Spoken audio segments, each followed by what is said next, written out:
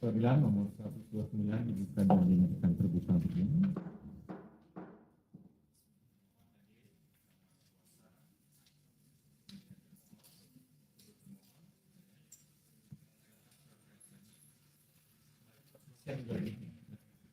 Kemana itu?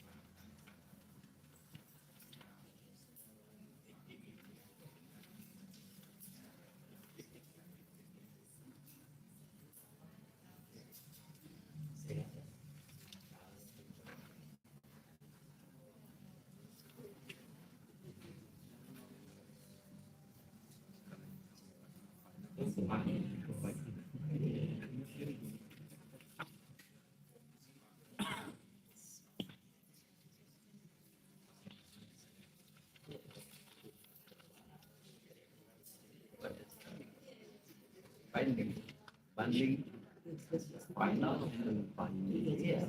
binding udah binding kan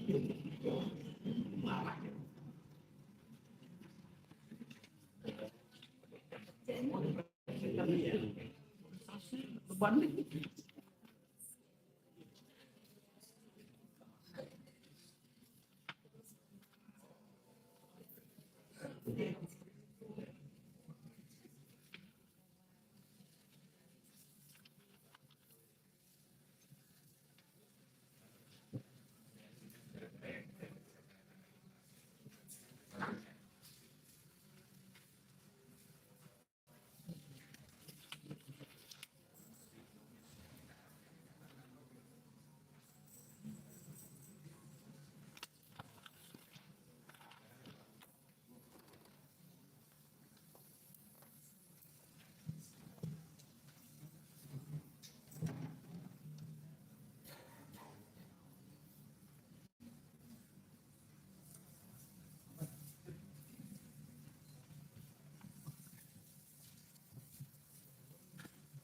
Hari ini pembacaan permohonan.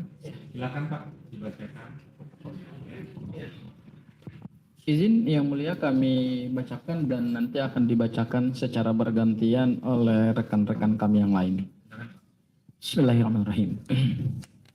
Kepada yang terhormat Ketua Pengadilan Negeri Jakarta Selatan di Jakarta Selatan, perihal permohonan pra peradilan keberatan mengenai sah atau tidaknya pelaksanaan upaya paksa sebagaimana dimaksud dalam pasal 158 huruf A Undang-Undang Nomor 20 Tahun 2025 tentang KUHP mengenai pencekalan, surat penetapan tersangka yang tidak sah karena cacat formil dan tidak disampaikannya surat pemberitahuan dimulainya penyidikan atau SPDP. Dengan hormat, kami Dr. Refli Harun SHMH LLM Kombes Pol Purna Wirawan Yaya Satya Negara SHMH, Ristan BP Simbolon SHMH, Erdiana SHMH, Abdul Ghafur Sangaji SHMH, Meti Nur Halisa SH, Soraya SHMH, Miracle MAAS Sihombing SH,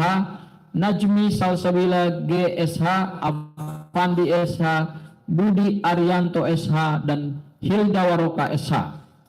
Advokat dan konsultan hukum dari tim advokasi litigasi keadilan dan HAM atau TOKHAM, baik secara bersama-sama maupun sendiri-sendiri dan dengan memilih domisili hukum di kantor tim advokasi litigasi keadilan dan HAM atau TOKHAM dengan alamat dianggap dibacakan, berdasarkan surat kuasa khusus nomor SKK titik 023 garing 7 Romawi garing 2026 garing TOKHAM tanggal 20 Juli 2026 dalam hal ini telah memilih domisili hukum dalam permohonan pra peradilan Aquo yakni KRMT Roy Suryo dengan alamat dianggap dibacakan untuk selanjutnya disebut sebagai pemohon.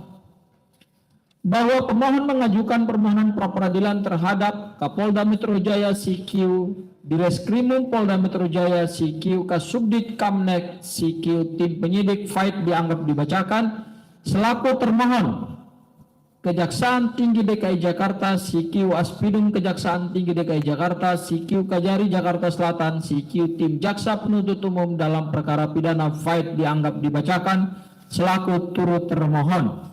1. Dasar permohonan. Bahwa dasar dari permohonan pra-peradilan aquo yang diajukan oleh pemohon adalah sebagai berikut. Undang-Undang Nomor 8 Tahun 1981 tentang KUHP lama. Undang-Undang Nomor 20 Tahun 2025 tentang KUHP baru. Pasal 1 angka 14, angka 15, angka 56 KUHP baru. Angka 14.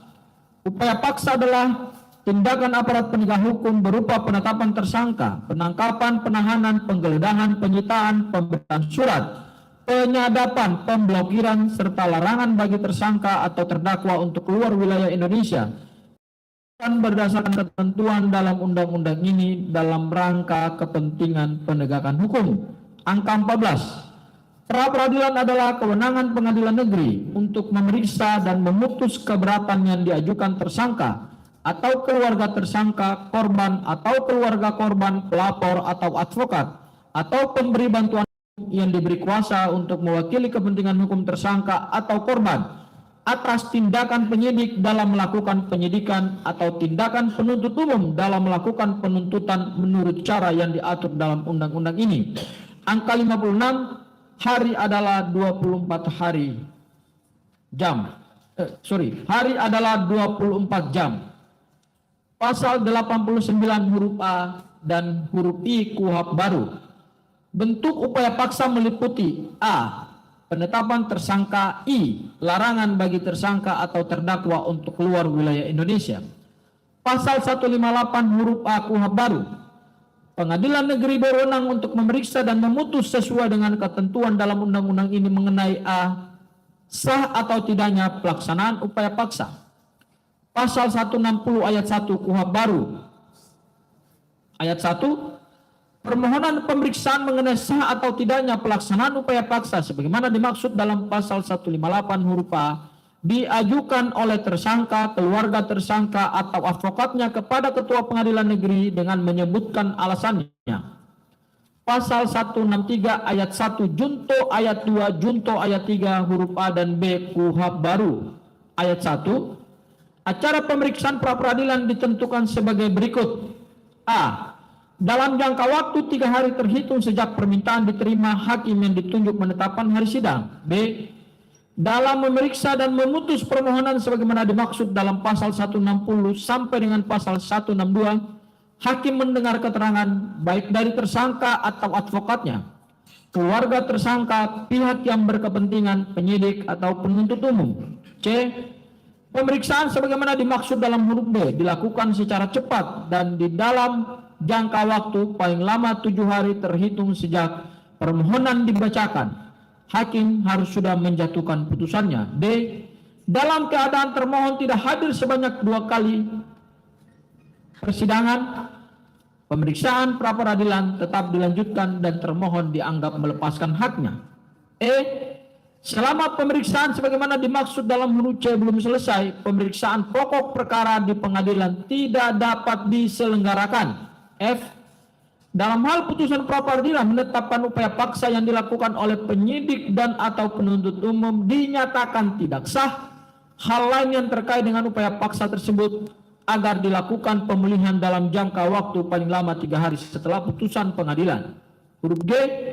Putusan pra-peradilan pada tahap penyidikan tetap dapat dilakukan pemeriksaan pra-peradilan kembali pada tahap pemeriksaan oleh penuntut umum dengan permintaan baru. Ayat 2. Putusan hakim dalam acara pemeriksaan pra-peradilan mengenai permohonan sebagaimana dimaksud dalam pasal 160 sampai dengan pasal 162 harus memuat dengan jelas dasar dan alasannya. Ayat 3. Isi putusan Isi putusan selain memuat ketentuan sebagaimana dimaksud pada ayat 2 juga memuat hal sebagai berikut. A. Dalam hal putusan menetapkan bahwa penetapan tersangka tidak sah, penyidik harus membebaskan tersangka. B. Dalam hal putusan menetapkan bahwa penangkapan atau penahanan tidak sah, penyidik atau penuntut umum pada tahap pemeriksaan masing-masing harus segera membebaskan tersangka. Putusan MKRI nomor 130/PUU/13 tanggal 11 Januari 2017 menyatakan pasal 109 ayat 1 Undang-Undang nomor 8 tahun 1981 tentang hukum acara pidana Lembaran Negara Republik Indonesia tahun 1981 nomor 76 tambahan Lembaran Negara nomor 3209 bertentangan dengan Undang-Undang Dasar Negara Republik Indonesia tahun 1945 secara bersyarat dan tidak mempunyai kekuatan hukum mengikat sepanjang fasa. Penyidik memberitahukan hal itu kepada penuntut umum tidak dimaknai penyidik wajib memberitahukan dan menyerahkan surat perintah dimulainya penyidikan kepada penuntut umum, terlapor, dan korban atau pelapor dalam waktu paling lambat 7 hari setelah dikeluarkannya surat perintah penyidikan.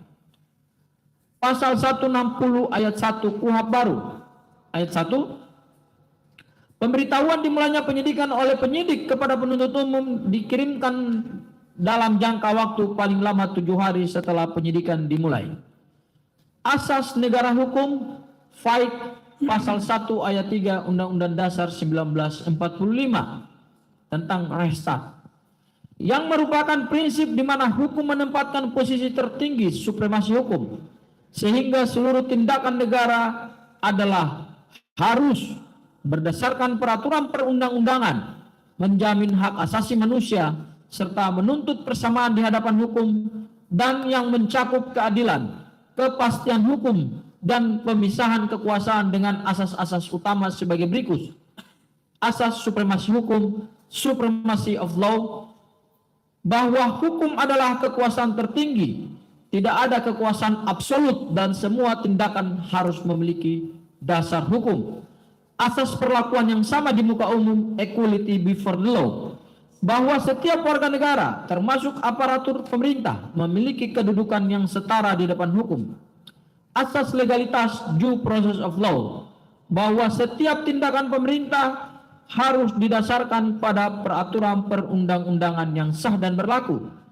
Asas peradilan yang bebas dan tidak memihak, dan judiciary, bahwa kekuasaan kehakiman harus mandiri, tidak diintervensi oleh kekuasaan eksekutif atau politik lainnya. Asas perlindungan hak asasi manusia, bahwa pengakuan perlindungan dan jaminan HAM bagi seluruh warga negara. Asas kepastian hukum, bahwa peraturan hukum harus jelas, tidak berlaku surut dan konsisten sehingga memberikan kepastian hukum.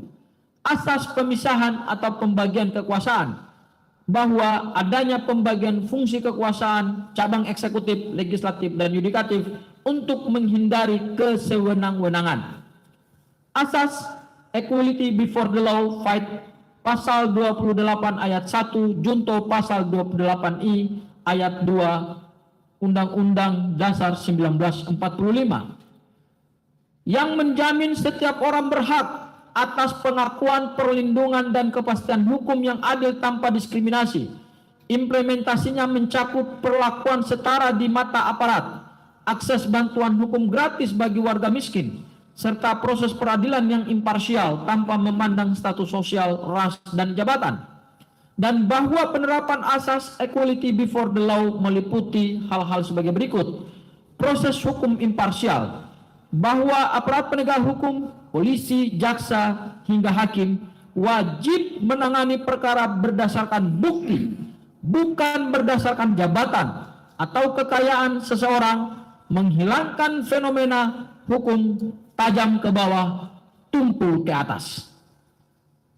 Kesetaraan dalam persidangan, bahwa semua pihak, baik pejabat maupun warga negara biasa, berhak mendapatkan perlakuan yang sama di pengadilan atau perlakuan yang sama di hadapan hukum.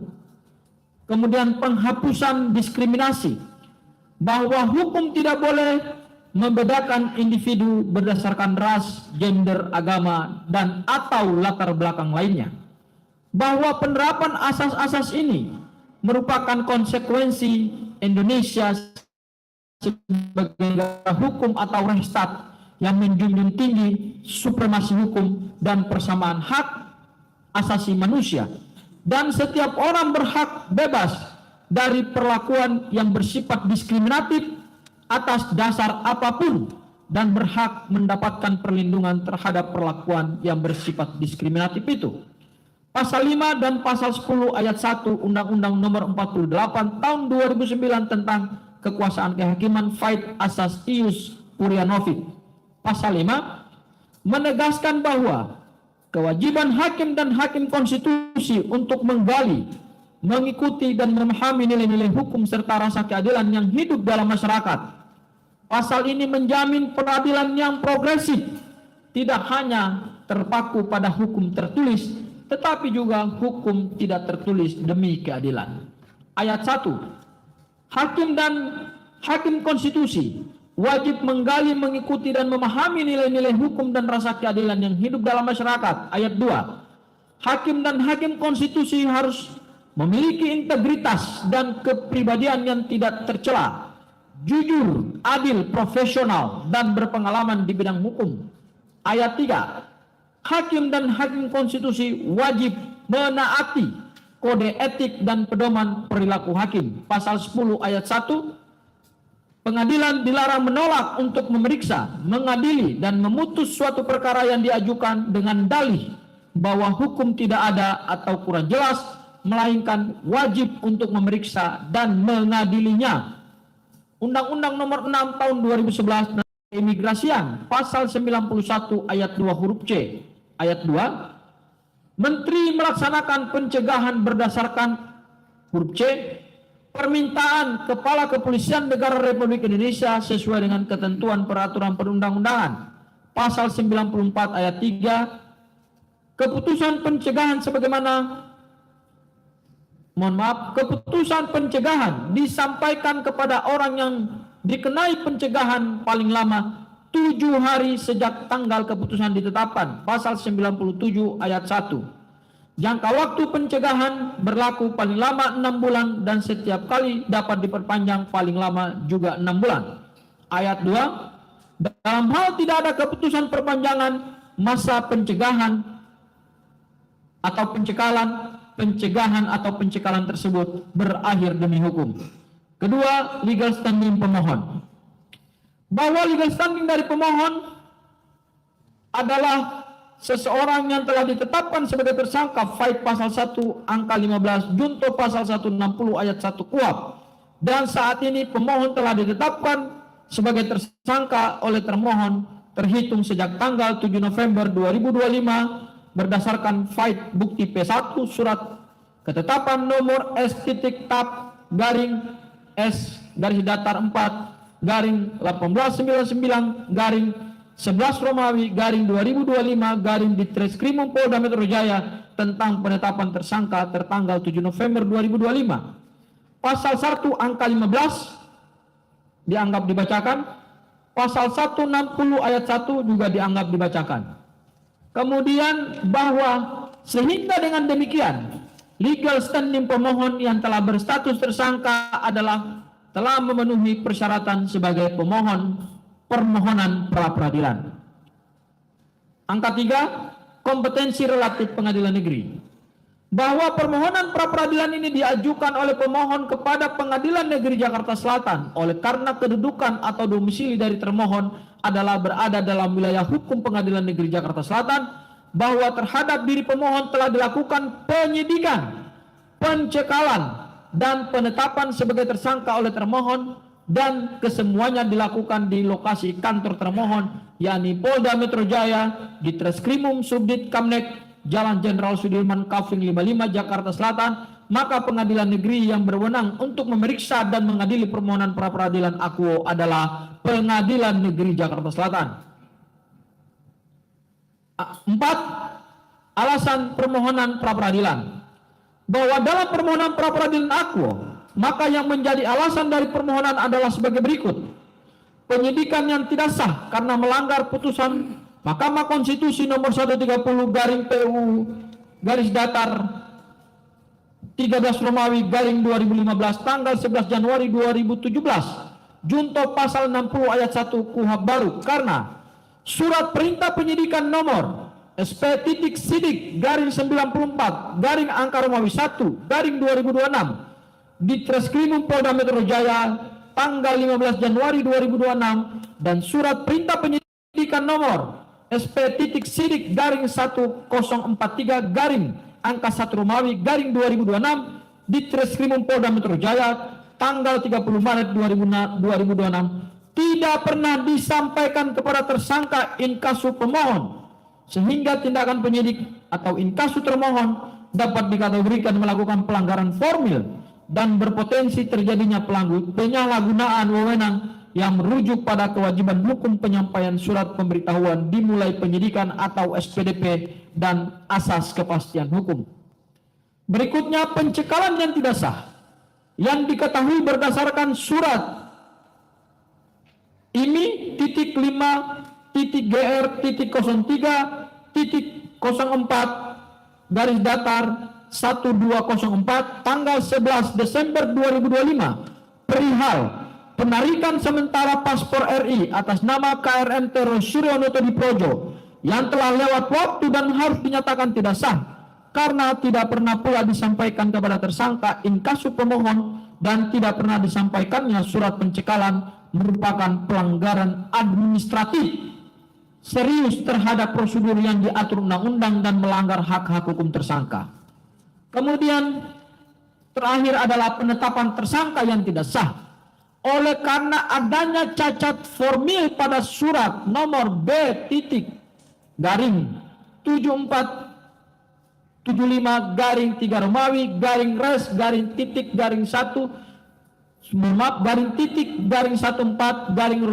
14 di Treskrimum Polda Metro Jaya tanggal 30 Maret 2026 perihal pemberitahuan perubahan penerapan pasal yang tidak sah karena menerapkan dua undang-undang sekaligus, yaitu KUHP lama dan KUHP baru, sehingga melanggar asas lex posteriori derogate legi priori dan asas kepastian hukum, dan yang mengakibatkan pula penetapan tersangka yang tidak sah oleh karena tidak dilakukannya perubahan penetapan tersangka sebagai tindak lanjut dari surat tertanggal 30 Maret 2026 tersebut.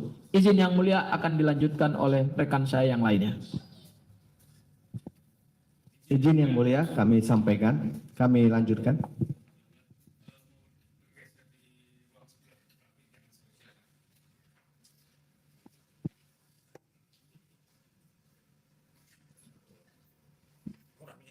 Izin kami lanjutkan yang mulia. Poin 5, pendahuluan. Yang terhormat Hakim Permohonan Pra-Peradilan yang kami muliakan, yang terhormat saudara termohon dan turut termohon, sidang yang mulia, bahwa penegakan hukum merupakan hal yang sangat esensial dan substansial dalam negara Indonesia adalah negara hukum. Fight pasal 1 ayat 3 Undang-Undang Dasar 1945. Adalah meliputi pemahaman yang bersifat makro dan mikro. Dalam hal ini yang bersifat makro adalah mencakup seluruh aspek kehidupan masyarakat, berbangsa dan bernegara. Sedangkan dalam pengertian mikro terbatas dalam proses pemeriksaan pengadilan termasuk proses penyelidikan, penyidikan, penuntutan hingga pelaksanaan putusan pengadilan yang telah mempunyai kekuatan hukum tetap. Bahwa pengertian penegakan hukum adalah upaya yang dilakukan untuk melaksanakan suatu aturan baik dalam arti formil yang sempit maupun dalam arti material yang luas sebagai pedoman perilaku dalam setiap perbuatan hukum, baik oleh para subjek hukum yang bersangkutan maupun oleh aparat penegak hukum yang resmi diberi tugas dan kewenangan oleh undang-undang untuk menjaminnya berfungsinya norma-norma hukum yang berlaku dalam kehidupan bermasyarakat dan bernegara. Bahwa KUHP baru yang berlaku mulai 2 Januari 2026 telah menekankan perlindungan hak asasi manusia yang lebih ketat mengenai tindakan upaya paksa berupa penangkapan dan atau penahanan yang memang diberikan kewenangannya kepada penyidik inkasu termohon Namun apabila dijalankan dengan tidak bersesuaian dengan kuhab baru, maka dapat disimpulkan melanggar berbagai pasal dan asas hukum yang berlaku.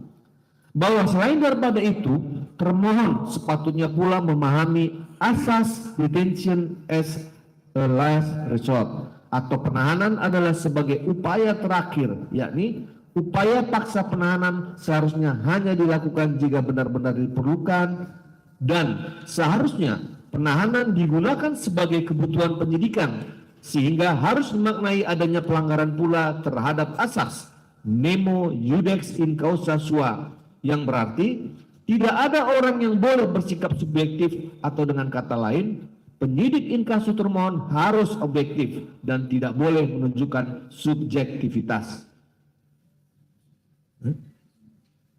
Izin Yang Mulia, kami mohon izin meninggalkan ruang sidang karena harus ke sebelah menjadi saksi Yang Mulia.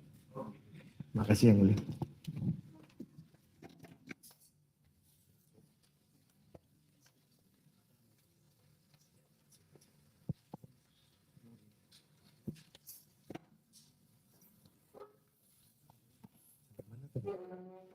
Kami lanjutkan Yang Mulia. Terima kasih.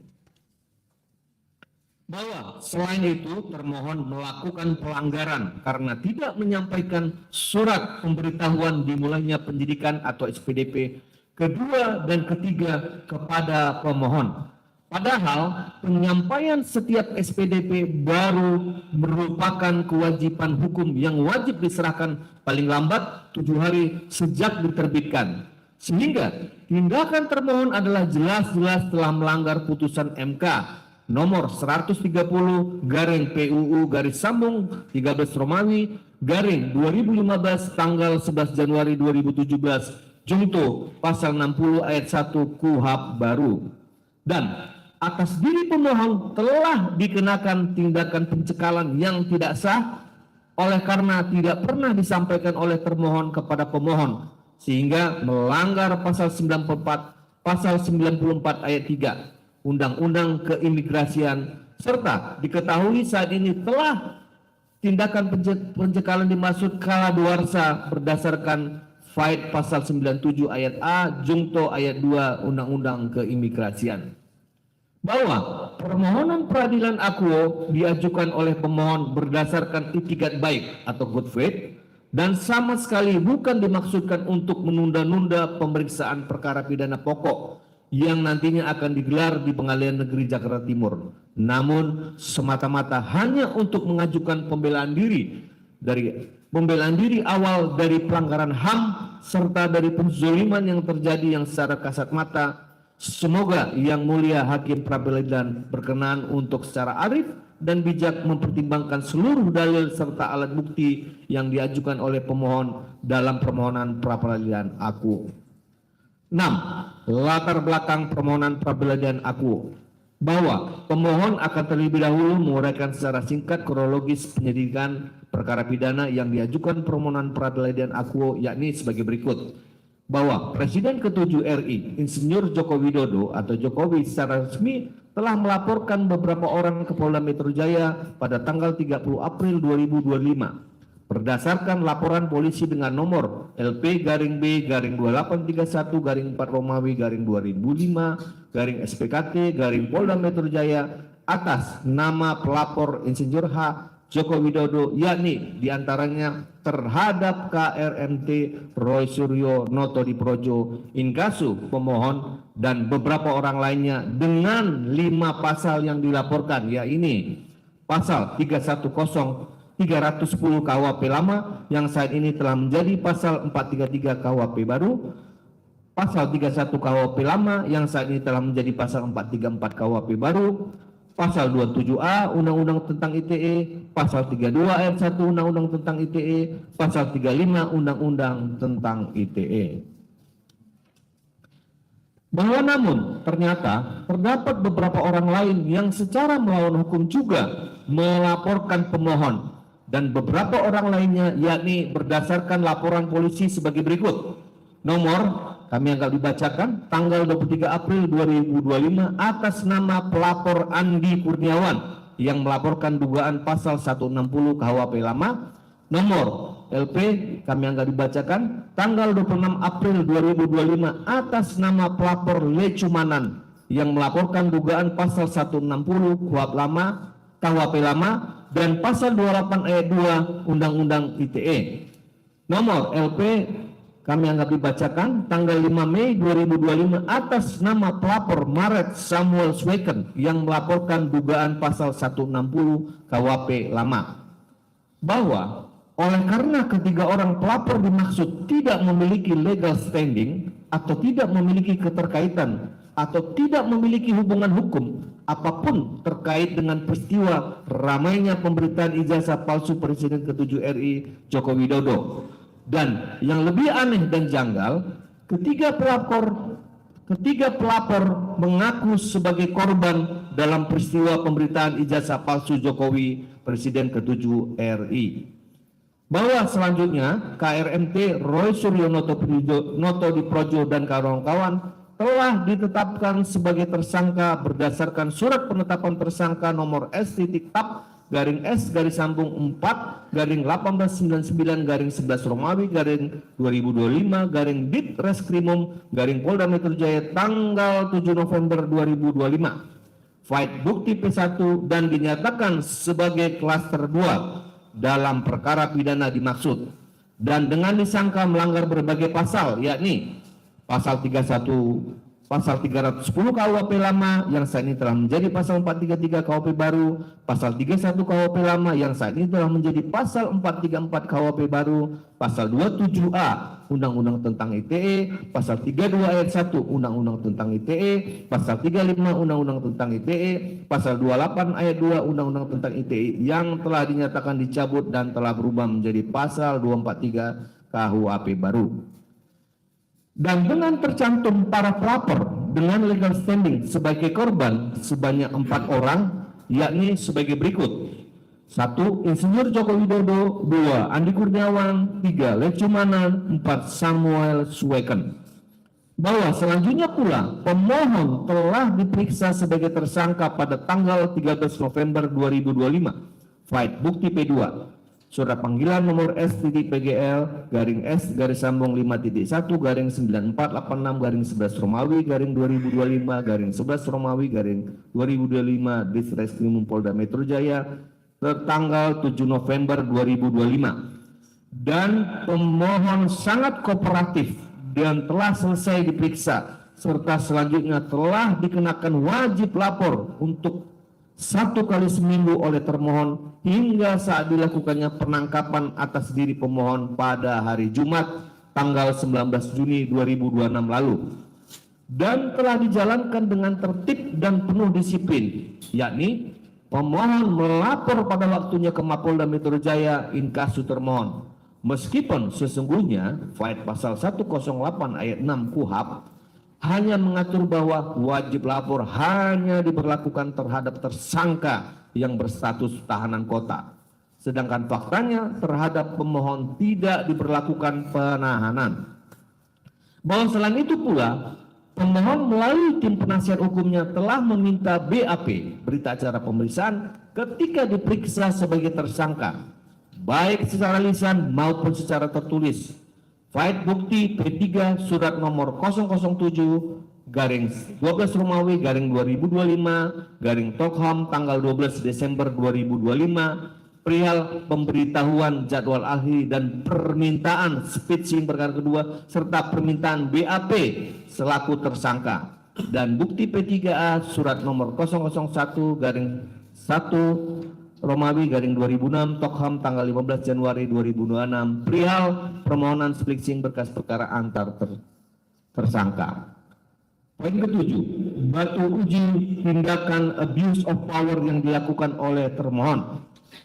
Bahwa oleh karena penyidikan yang dilakukan oleh termohon adalah dimulai berdasarkan laporan polisi nomor LP-B-2831-4 Romawi /2005 SPKT Polda Metro Jaya tanggal 30 April 2025, file surat perintah penyidikan ke-1 nomor .SP.Sidik S.1.1.1/3147 6 Romawi garing 2025 garing Ditreskrimum garing Polda Metro Jaya tanggal 14 Juli 2025, maka batu uji dari tindakan yang dilakukan oleh termohon berdasarkan Fight pasal 361 huruf A KUHP baru yang selengkapnya berbunyi sebagai berikut.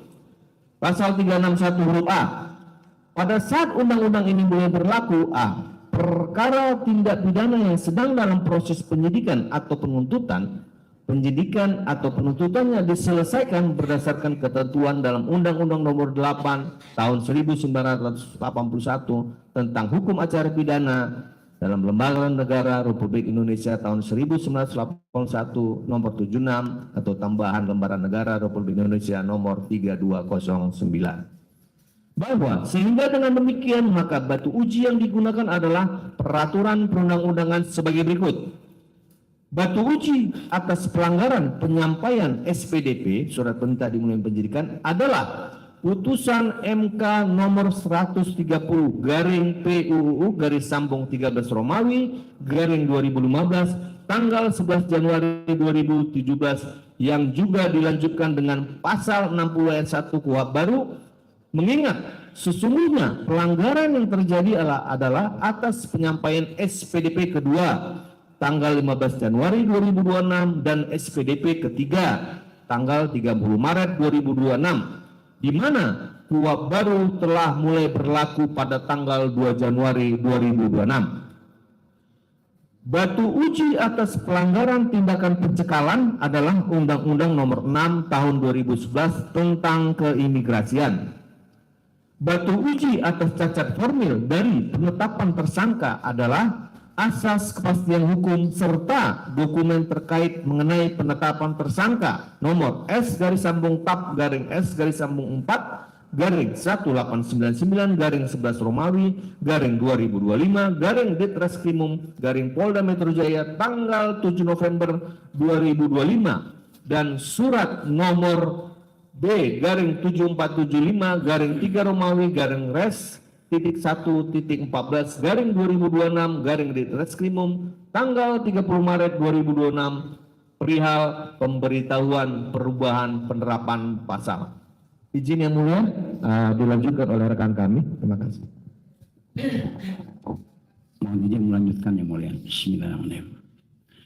8. Permohonan pra peradilan akuo diajukan atas dasar itikat baik. Bahwa apakah permohonan pra peradilan harus diajukan sesaat setelah pemohon ditetapkan sebagai tersangka? Bahwa apabila permohonan akuo diajukan tidak dengan segera, yakni sesaat setelah ditetapkan diri pemohon sebagai tersangka, apalagi jika diajukan pasca pelimpahan berkas, maka permohonan pra peradilan akuo akan dapat dinilai dan dipertimbangkan sebagai upaya menunda persidangan perkara pidana pokok. Secara tegas jawabannya tidak.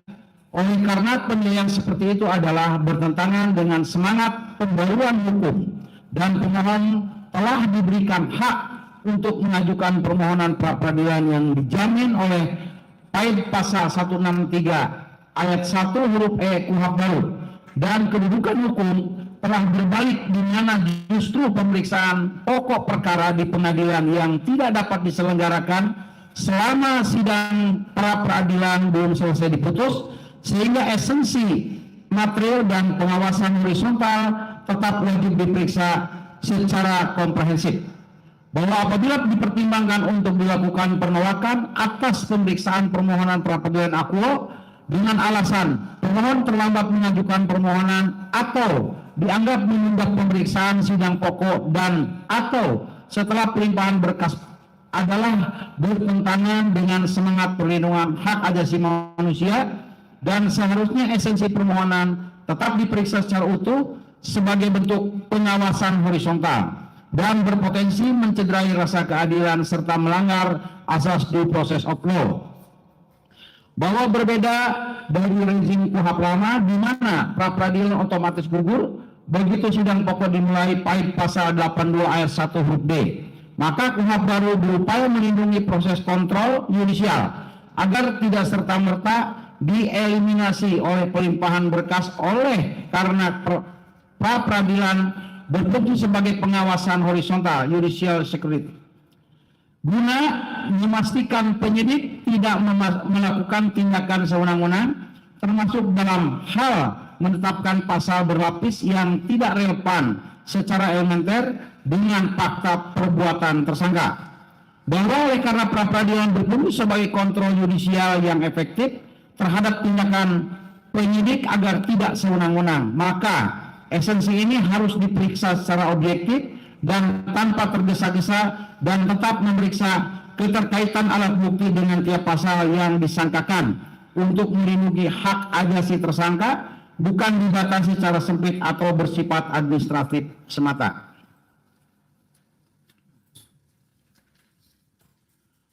Bahwa esensi material seperti relevansi pasal yang disangkakan seharusnya tetap diuji demi menjamin keabsahan tindakan penyidik secara objektif, yang pemeriksaan material formil dalam pra-peradilan sejatinya memberikan kejelasan fondasi hukum bagi penyusunan surat dakwaan penuntut umum agar bebas dari cacat formil, di mana pengujian material atas pasal yang disebutkan atau tidak relevan sangat penting diuji agar pemohon tidak menderita kerugian penuntutan yang cacat secara substansial sehingga pemeriksaan pokok perkara telah dimulai. Bahwa jika permohonan pra-peradilan diajukan secara terpecah-pecah atau berulang kali meskipun atas objek yang berbeda setelah pelimpahan berkas perkara dari termohon ke turut termohon, dimungkinkan adalah taktik untuk mengulur-ulur waktu pemeriksaan sidang perkara pidana pokok. Bahwa apakah pendapat tersebut adalah benar adanya?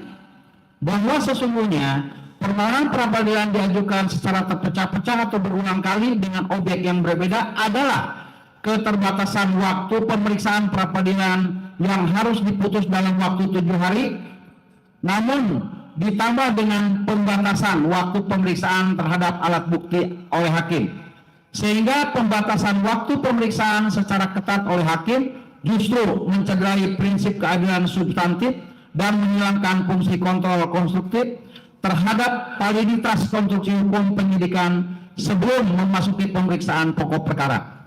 Dan sepatutnya banyaknya beban pemeriksaan sidang perkara lain tidak dapat dijadikan pembenaran untuk mereduksi hak substantif pemohon dalam mendapatkan pemeriksaan yang layak serta akan berpotensi terjadinya pengabaian terhadap kualitas pemeriksaan keadilan substantif.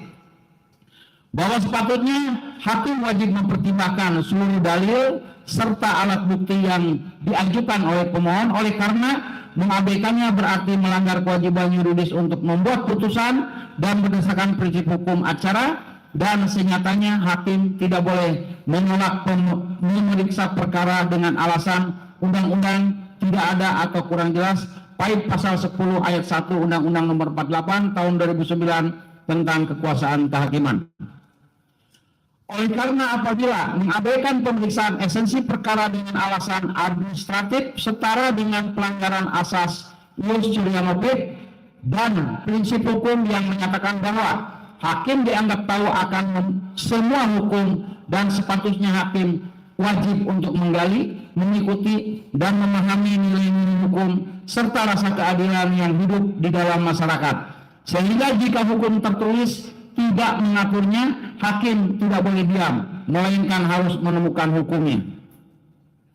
Bahwa selanjutnya pula berdasarkan asas due process of law, maka proses peradilan haruslah berjalan secara wajar, adil, serta akuntabel bagi pemohon, serta mengingat asas kepastian hukum dan keadilan substantif akan terabaikan manakala hakim lebih mengedepankan pertimbangan administrasi formil ketimbang keadilan substantif bagi pencari keadilan serta kewajiban memuat alasan putusan, yakni sepatutnya dengan mempertimbangkan setiap dalil hukum yang diajukan pemohon sehingga bukan menolak tanpa pertimbangan yuridis yang memadai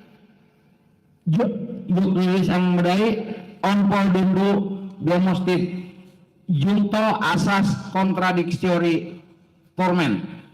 Bahwa permohonan pra-peradilan jelas merupakan hak tersangka untuk menguji keabsahan upaya paksa dan bukan alat untuk menunda persidangan, sehingga dalam hal ini harus dimaknai bahwa pengujian aspek formil ini diatur secara ketat agar tetap sejalan dengan asas peradilan cepat walau diajukan secara parsial atau bertahap terhadap objek tertentu.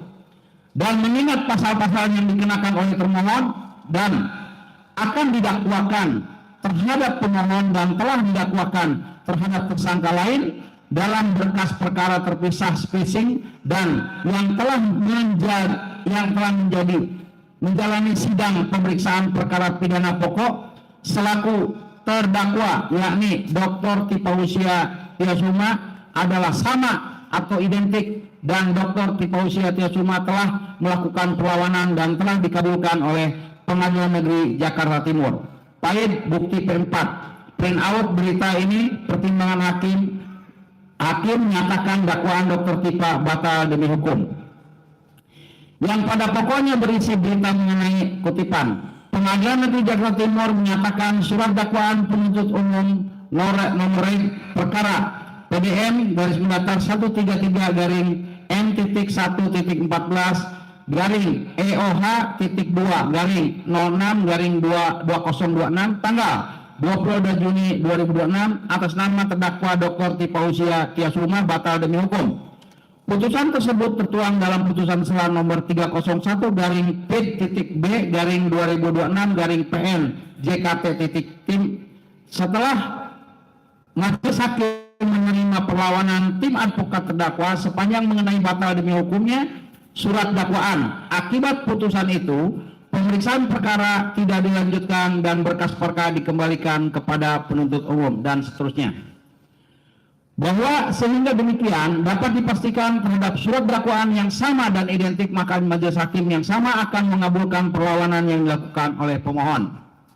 Sehingga dapat disimpulkan bahwa adalah sudah tepat dan benar pemohon mengajukan pra peradilan secara parsial dan untuk menguji setiap objek secara fokus dan cermat dan bukan dengan niat untuk mengulur waktu persidangan dan dengan mengedepankan keadilan, kepastian hukum dan kemanusiaan yang beradab dan dilakukan dengan itikat baik dan oleh karenanya adalah patut dan wajar untuk dimohonkan kepada Yang Mulia Hakim Tunggal pra peradilan sebagai berikut. Menyatakan bahwa pemohon adalah pemohon yang beritikat baik.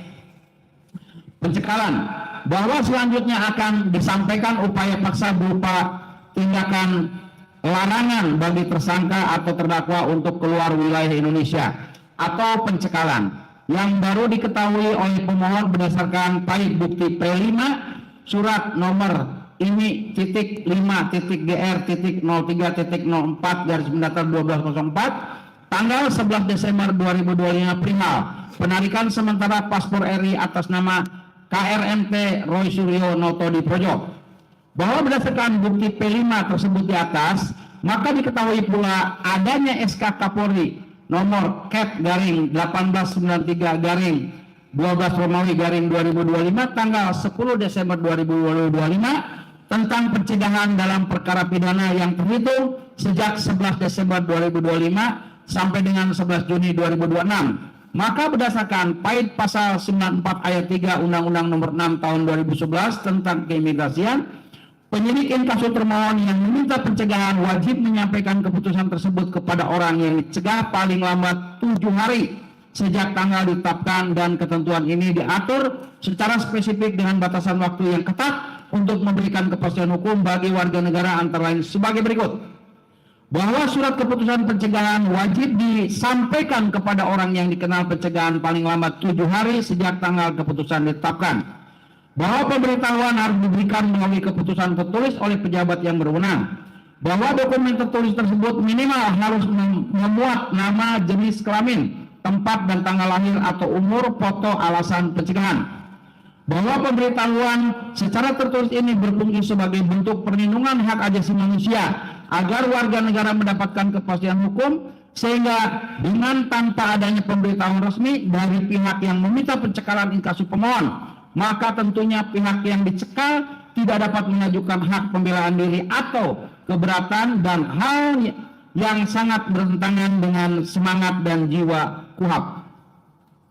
Bahwa apabila surat pencekalan sengaja tidak pernah disampaikan kepada tersangka, maka tindakan aparat penegak hukum tersebut melanggar beberapa asas hukum fundamental antara lain melanggar asas keterbukaan dan transparansi, yakni setiap keputusan badan publik yang membatasi hak warga negara wajib diberitahukan kepada yang bersangkutan agar ia mengetahui status hukumnya secara jelas. Melanggar asas legal atau kepastian hukum, di mana tersangka inkasu berhak mendapatkan kepastian mengenai pembatasan hak bergerak atau bepergian yang tidak dialaminya agar tidak menimbulkan kesewenang-wenangan.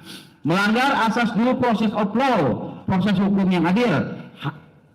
Hal mana asas konstitusional ini menuntut penegakan hukum berjalan jujur, adil dan sesuai prosedur formal sehingga menyembunyikan hak informasi tersangka mencederai keadilan.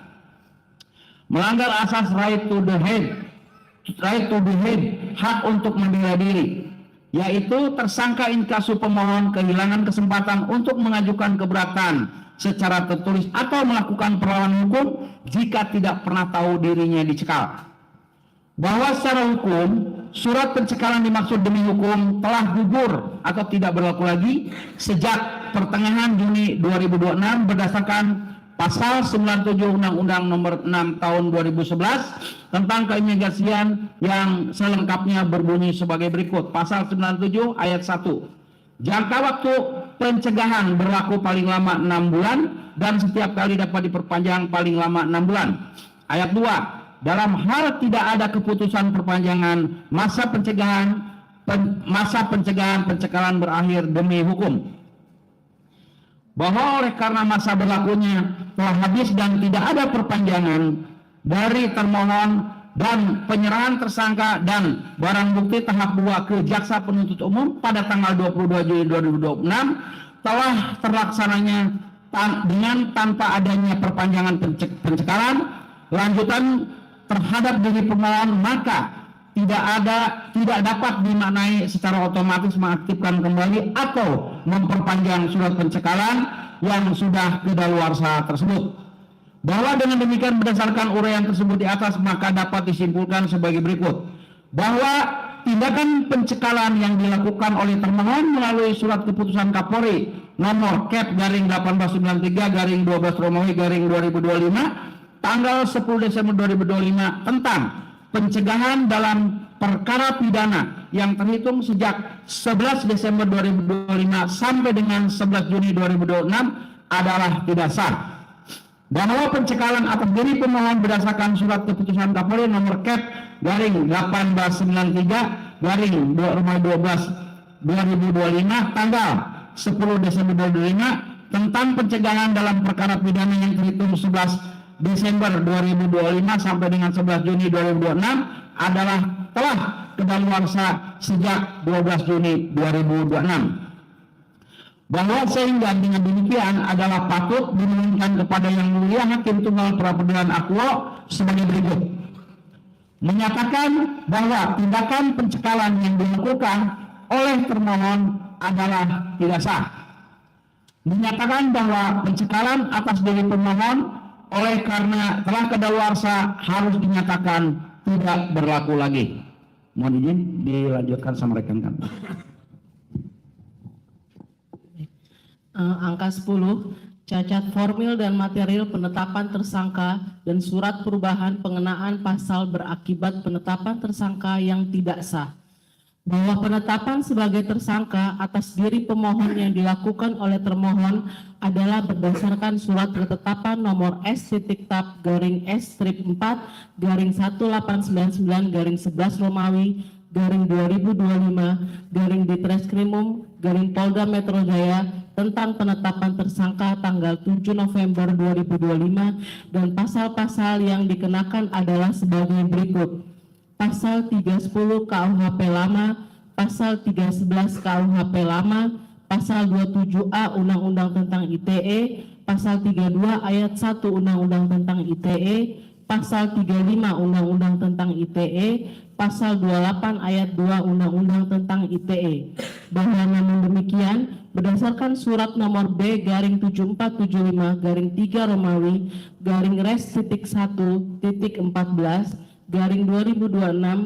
Ditreskrimum tanggal 30 Maret 2026 perihal pemberitahuan perubahan penerapan pasal yang diterbitkan oleh termohon Fait Bukti P6 surat nomor B garing 7475 garing 3 Romawi garing res titik 1.14 garing 2026 garing Ditreskrimum tanggal 30 Maret 2026 perihal pemberitahuan perubahan penerapan pasal, maka pasal-pasal yang dikenakan terhadap diri pemohon adalah sebagai berikut. Pasal 310 KUHP lama, pasal 434 KUHP baru, pasal 32 ayat 1 Undang-Undang tentang ITE, pasal 35 Undang-Undang tentang ITE, pasal 243 KUHP baru. Bahwa seharusnya termohon menerbitkan surat ketetapan baru mengenai penetapan tersangka atas diri pemohon. Namun ternyata termohon tidak menerbitkannya. Bahwa tindakan termohon yang telah mengubah pasal sangkaan dan langsung memberitahukannya kepada jaksa penuntut umum namun dengan tanpa menerbitkan surat ketetapan tersangka baru merupakan pelanggaran maladministrasi, mengingat dasar penetapan awal juga mengandung beberapa pelanggaran asas hukum dan perubahan yang dilakukan berada dalam lingkup perubahan KUHP lama menjadi yang baru dan merupakan cacat administrasi atau maladministrasi yang melanggar ketentuan formalitas. Bahwa mendasarkan asas legal certainty atau kepastian hukum, maka setiap tindakan administratif dan upaya paksa oleh aparat penegak hukum wajib dilakukan secara tertulis dan jelas agar subjek hukum inkasu pemohon tahu pasti bahwa apa dasar persangkaan atas dirinya. Serta tindakan penyidikan harus tunduk secara ketat pada prosedur tertulis dalam hukum acara pidana, di mana perubahan kualifikasi yuridis atau penambahan ataupun pengurangan pasal substansial harus didukung pembaruan administrasi penetapan dan setiap tersangka berhak mengetahui secara pasti rincian pasal yang disangkakan kepada dirinya secara transparan demi kepentingan pembelaan.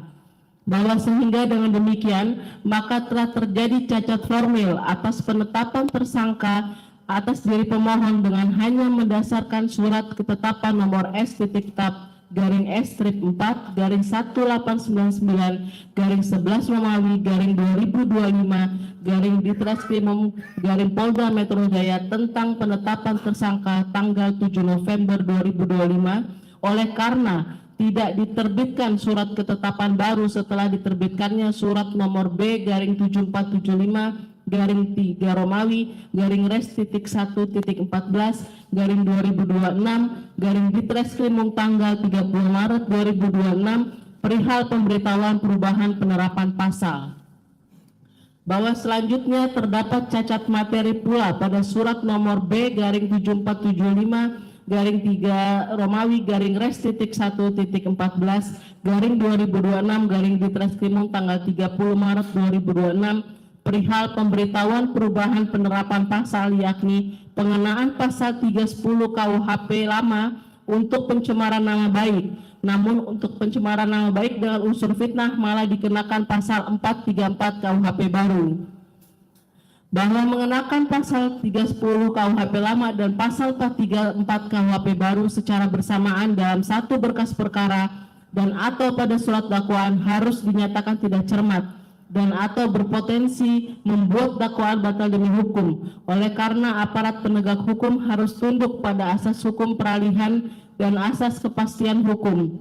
Dalam hal ini dengan berlandaskan asas lex temporis delicti, yakni dengan tanpa mencampur adukan rezim hukum KUHP lama dan KUHP baru untuk perbuatan yang sejenis.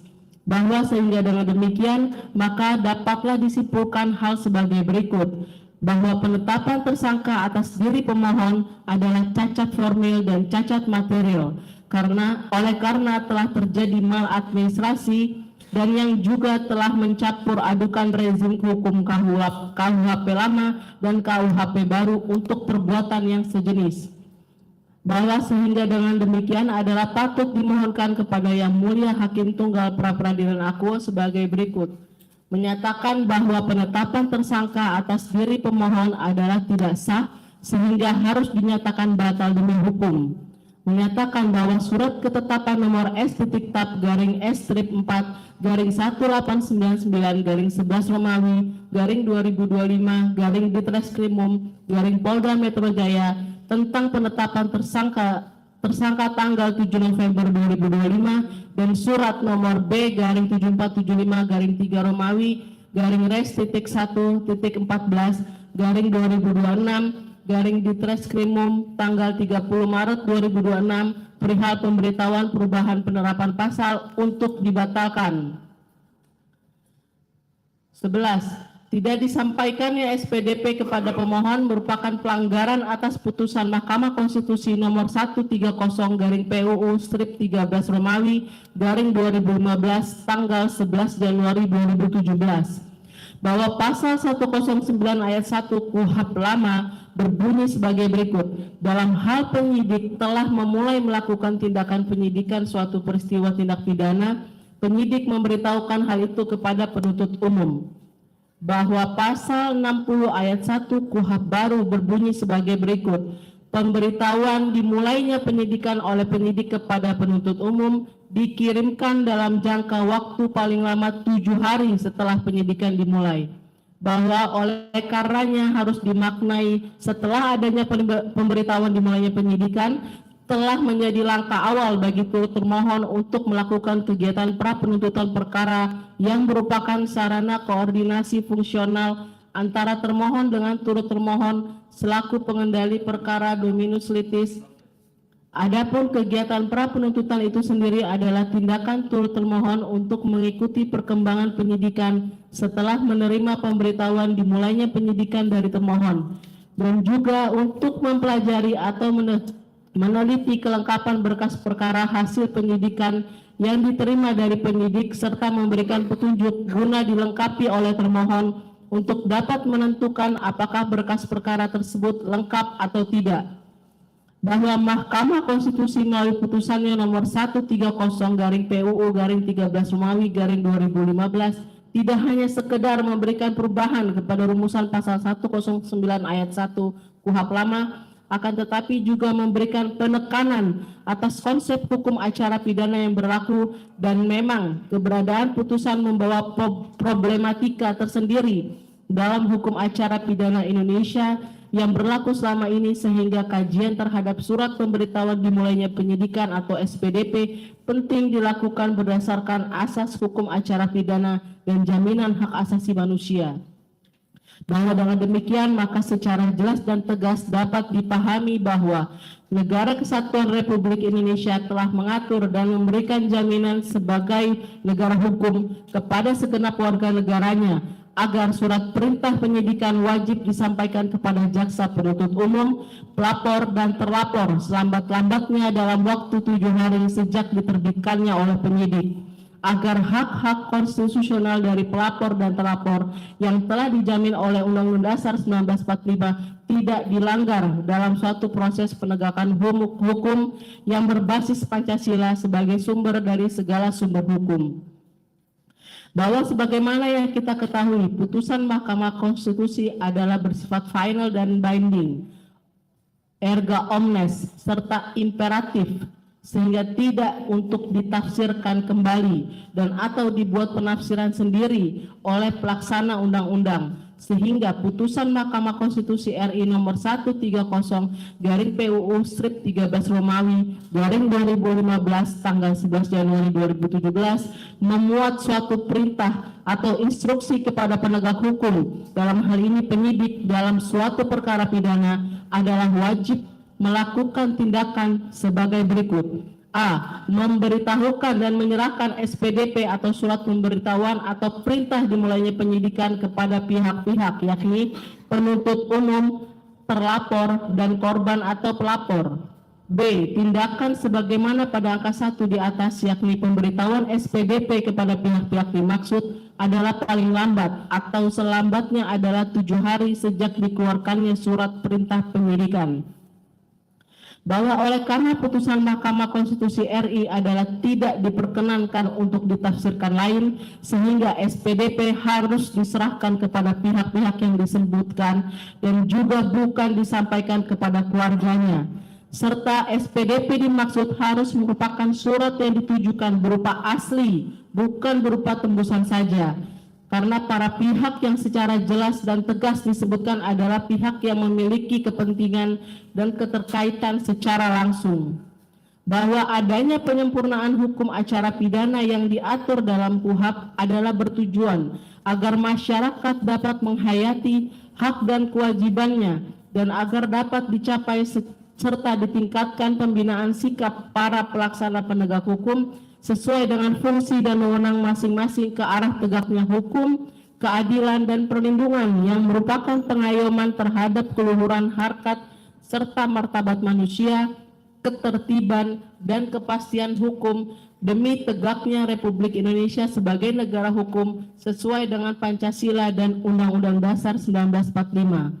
Bahwa dengan demikian, tertundanya penyampaian SPDP oleh termohon kepada terlapor atau tersangka inkasu pemohon bukan saja menimbulkan ketidakpastian hukum, akan tetapi juga merugikan hak konstitusional pemohon, sehingga oleh karenanya penting untuk dinyatakan bahwa pemberian SPDP tidak hanya diwajibkan terhadap jaksa penuntut umum, akan tetapi juga terhadap terlapor dan korban atau pelapor. Hal tersebut didasarkan pada pertimbangan Mahkamah Konstitusi RI bahwa terhadap terlapor yang telah mendapatkan SPDP, maka yang bersangkutan dapat mempersiapkan bahan-bahan pembelaan dan juga dapat menunjuk penasihat hukum yang akan mendampinginya.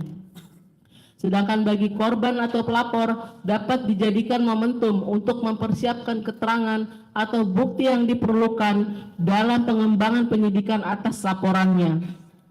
Bahwa senyatanya pemohon tidak pernah menerima surat perintah penyidikan nomor SP.Sidik-94-1 Romawi _2026 Ditreskrimum Polda Metro Jaya tanggal 15 Januari 2026 dan juga surat perintah penyidikan nomor SP.Sidik-1043-3 Romawi _2026 Ditreskrimum Polda Metro Jaya tanggal 30 Maret 2026, bahwa sehingga dengan demikian maka senyatanya termohon telah tidak melaksanakan perintah putusan Mahkamah Konstitusi RI nomor 130/PUU/13 Romawi _2015 tanggal 11 Januari 2017 sehingga tidak dapat ditafsirkan lain serta adalah patut dan wajar penyidikan yang telah dilakukan oleh termohon dalam perkara pidana berdasarkan surat perintah penyidikan nomor SP.Sidik-94-1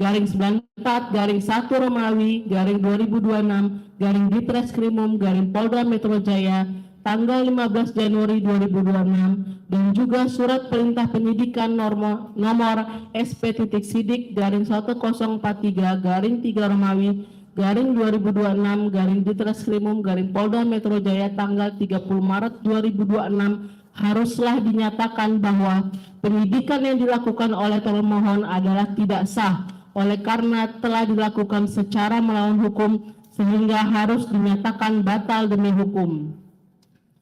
Bahwa dengan dilanggarnya putusan Mahkamah Konstitusi RI nomor 130/PUU/13 Romawi _2015 tanggal 11 Januari 2017 artinya juga termohon telah melanggar Fait pasal 28B ayat 1 Undang-Undang Dasar 1945. Setiap orang berhak atas pengakuan, jaminan, perlindungan, dan kepastian hukum yang adil serta perlakuan yang sama di hadapan hukum. Pasal 28 ayat 1 Pasal 28I ayat 2 Undang-Undang Dasar 1945. Setiap orang berhak bebas dari perlakuan yang bersifat diskriminatif atas dasar apapun dan berhak mendapatkan perlindungan terhadap perlakuan yang bersifat diskriminatif itu. Oleh karena batu uji dari putusan Mahkamah Konstitusi RI nomor 130/PUU/13 tanggal 11 Januari 2017 terhadap pasal-pasal yang tercantum dalam Undang-Undang Dasar 1945 adalah pasal 28D ayat 1 UUD 1945 dan 28I ayat 2 Undang-Undang Dasar 1945. 12. Mengenai legal standing turut termohon bahwa dalam permohonan pra peradilan akuo, pemohon sama sekali bukan dimaksudkan untuk mempermasalahkan tindakan turut termohon, namun hanya sekedar menarik pihak kejaksaan sebagai turut termohon oleh karena sebagai pihak terkait, dan langkah ini dilakukan untuk mengikat jaksa penuntut umum secara formal agar menghormati proses hukum pra peradilan yang sedang berjalan dan menahan diri untuk tidak memulai persidangan perkara pidana pokok perkara sebelum ada putusan pra peradilan vide pasal 163 ayat 1 huruf E KUHP baru.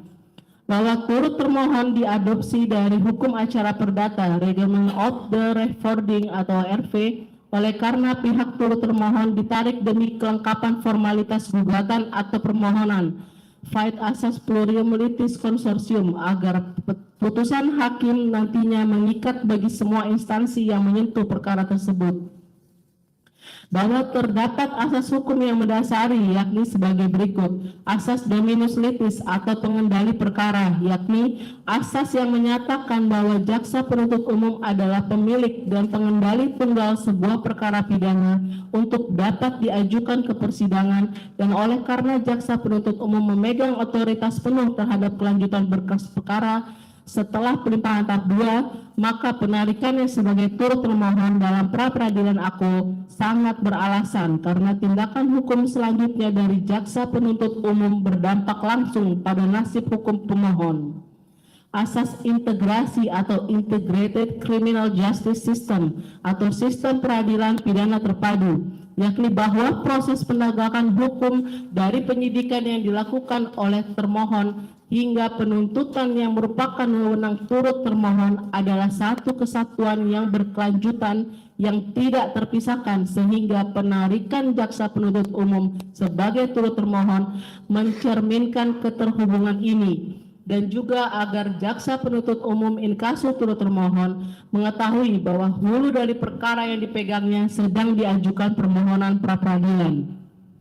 Asas kepastian hukum atau legal certainty, yakni dengan menarik jaksa penuntut umum bertujuan memastikan agar jaksa penuntut umum selaku turut termohon mematuhi pasal 163 ayat 1 huruf E KUHP baru dengan tidak terburu-buru menyidangkan perkara pokok yang keabsahan bukti permulaan atas penetapan tersangka dari diri pemohon masih diuji di sidang pra peradilan. Dalam hal ini, demi melindungi hak asasi pemohon dari kesewenang-wenangan penegak hukum inkasu termohon. Bahwa sehingga dengan demikian, maka kedudukan turut termohon dapat diuraikan lebih lanjut sebagai berikut. A. Bahwa turut termohon memiliki hak untuk hadir dalam persidangan apabila dirasa perlu, meskipun tidak diwajibkan. B. Bahwa turut termohon tidak diwajibkan untuk membuat jawaban atau tanggapan atas pokok materi permohonan pra peradilan. C. Bahwa satu-satunya kewajiban turut termohon adalah taat dan patuh pada putusan akhir yang dijatuhkan oleh hakim pra peradilan. Dilanjutkan, Yang Mulia. Izin Yang Mulia melanjutkan 13 penutup dan petitum. Yang terhormat hakim yang kami muliakan, yang terhormat saudara termohon dan turut termohon, sidang yang mulia, bahwa hukum yang tertinggi adalah penegakan hukum, dan semangat penegakan hukum adalah tidak lain menjunjung tinggi nilai-nilai kemanusiaan, sehingga jangan sampai justru hukum itu menginjak-injak nilai kemanusiaan. Oleh karena hukum pada hakikatnya dibentuk dan diadakan untuk menegakkan nilai-nilai kemanusiaan. Bahwa ternyata tidak hanya penegakan hukum banyak dilakukan dengan pembelokan hukum, bahkan secara non-hukum, dan tak ada jaminan bahwa hukum akan memberikan keadilan yang hakiki dan bukan hanya sekedar pencitraan dan pemenuhan pemikiran-pemikiran dari oknum para penegak hukum yang kerap kali melakukan kriminalisasi ataupun yang tidak peduli dengan keadilan bagi masyarakat, sehingga azas praduga tak bersalah telah berubah menjadi azas praduga bersalah, dan orang-orang diseret ke pengadilan bukan untuk diadili, namun sekedar untuk dijatuhi hukuman. Bahwa perlu keberanian dan kepedulian untuk dapat menahan sakit akibat kekecewaan yang mungkin timbul sebagai dampak berenang di dalam dunia peradilan, dan menjaga diri agar tidak menjadi basah atas rasa kecewa tersebut. Karena sesungguhnya dunia peradilan adalah dunia yang menyakitkan bagi orang-orang yang menjalaninya ketika ia mendapat peran sebagai pesakitan. Bahwa setiap individu telah dijamin hak asasi manusianya, dan jaminan itu meliputi arti bahwa setiap warga negara mempunyai kedudukan hukum yang sama di muka hukum, equality before the law, dan tidak boleh diperlakukan sewenang-wenang oleh pihak penguasa dengan memahami teori negara berdasar hukum yang secara esensial bermakna bahwa hukum adalah supreme dan kewajiban bagi setiap penyelenggara negara atau pemerintahan untuk tunduk pada hukum subject to the law.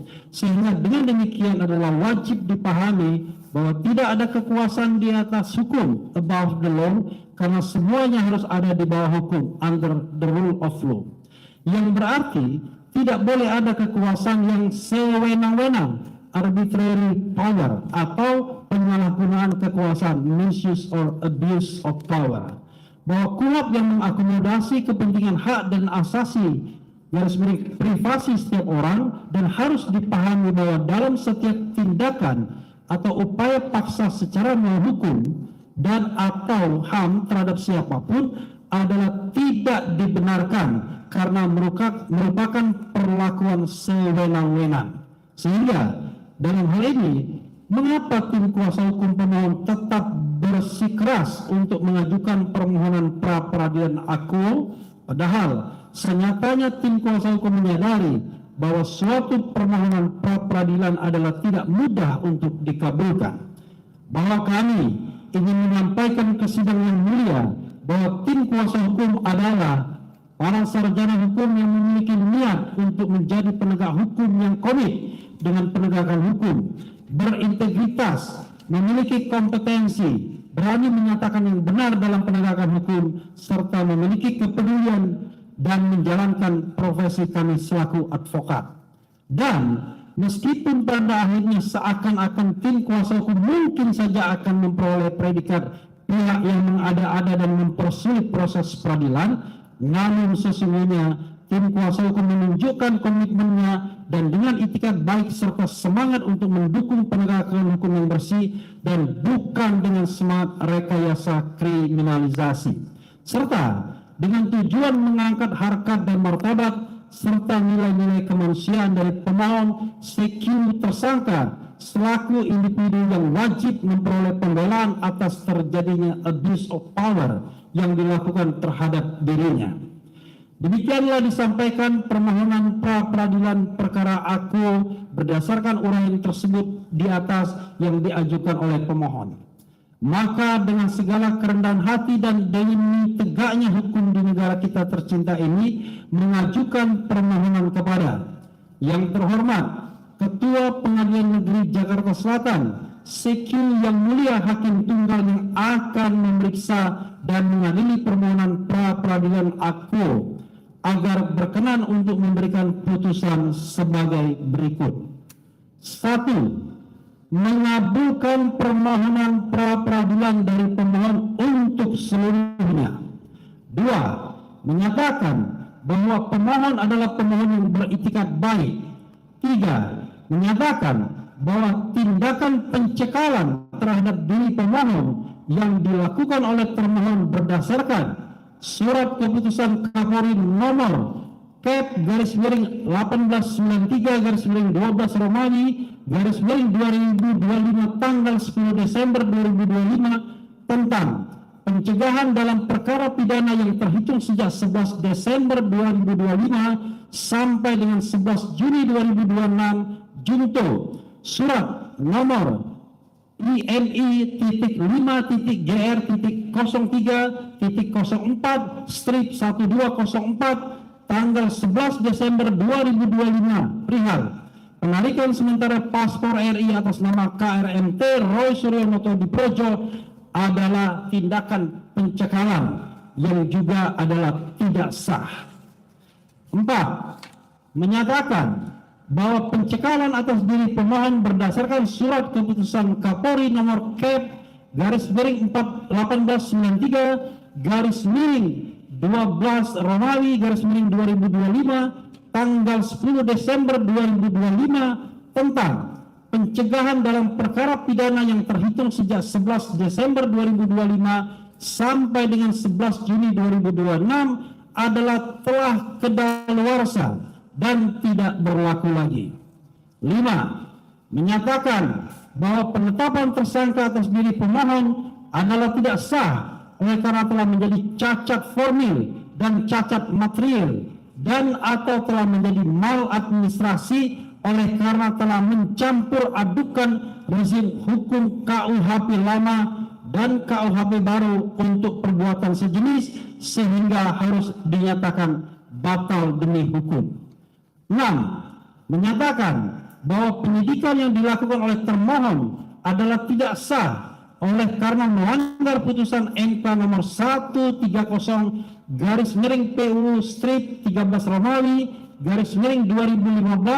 tanggal 11 Januari 2017 junto pasal 60 ayat 1 KUHP baru sehingga harus dinyatakan batal demi hukum.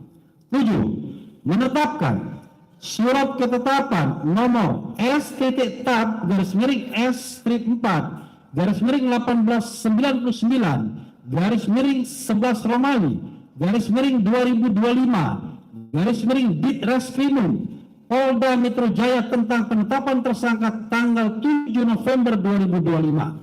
Surat nomor B/7475/3 Romawi /1.14.2026 Ditreskrimum tanggal 30 Maret 2026 perihal pemberitahuan perubahan penerapan pasal. Surat perintah penyidikan nomor SP.Sidik/94/1 Romawi /2026 Ditreskrimum Polda Metro Jaya tanggal 15 Januari 2026 dan juga surat perintah penyidikan nomor SP.Sidik/1043/3 Romawi /2026 Ditreskrimum Polda Metro Jaya tanggal 30 Maret 2026 dibatalkan. 8. Menyatakan turut termohon agar patuh dan tunduk pada putusan pra-peradilan aku.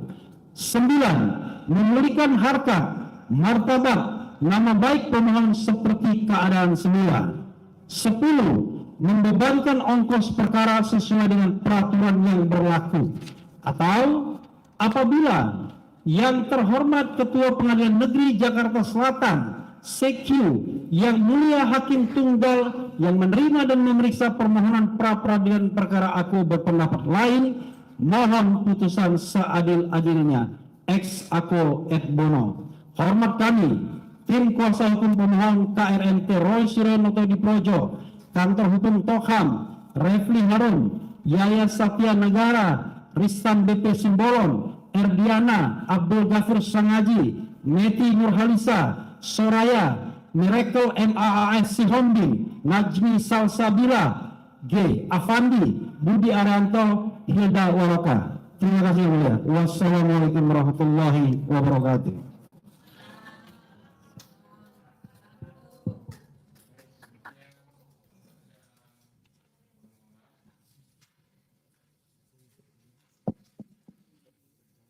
Selanjutnya kita atur jadwalnya seperti biasa. Jadi akan ada perbedaan sedikit dibandingkan pra-peradilan yang lalu.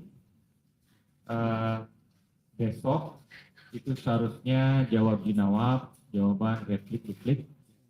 Tapi Selasa tanggal 18 seharusnya acaranya itu.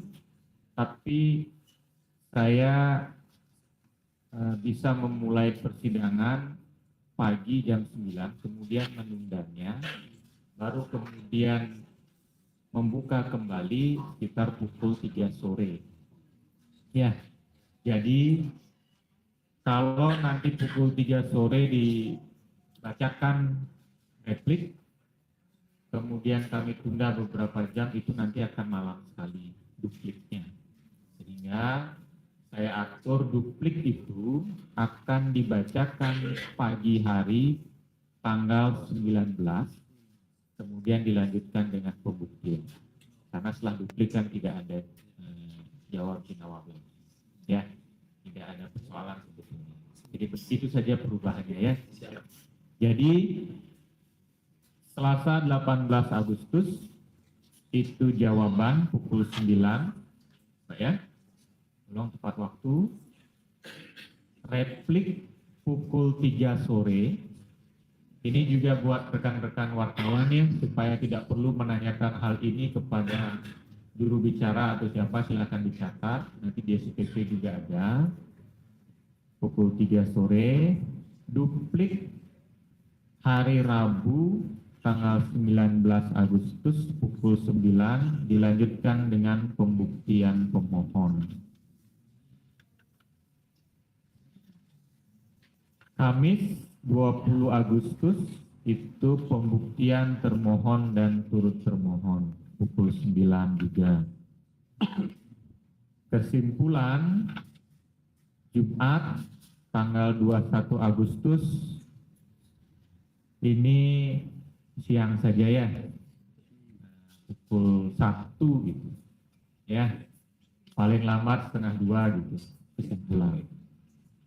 Putusan akan dibacakan pukul 1 di tanggal 26 Agustus, hari Rabu. Putusan hari Rabu 26 Agustus pukul 1 siang. Sudah jelas? Jelas ya? Baik, dengan demikian sidang hari ini saya tunda. Oh sebentar, ini ditandatangani. Mari Pak.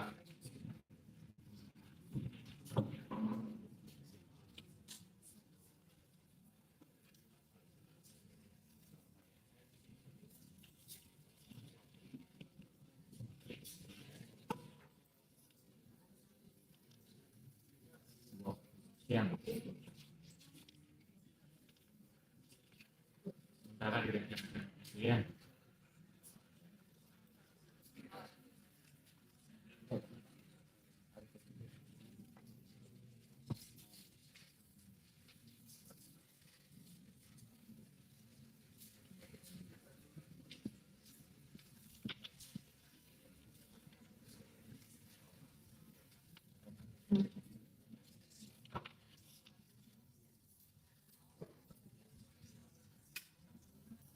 Tutup mohon.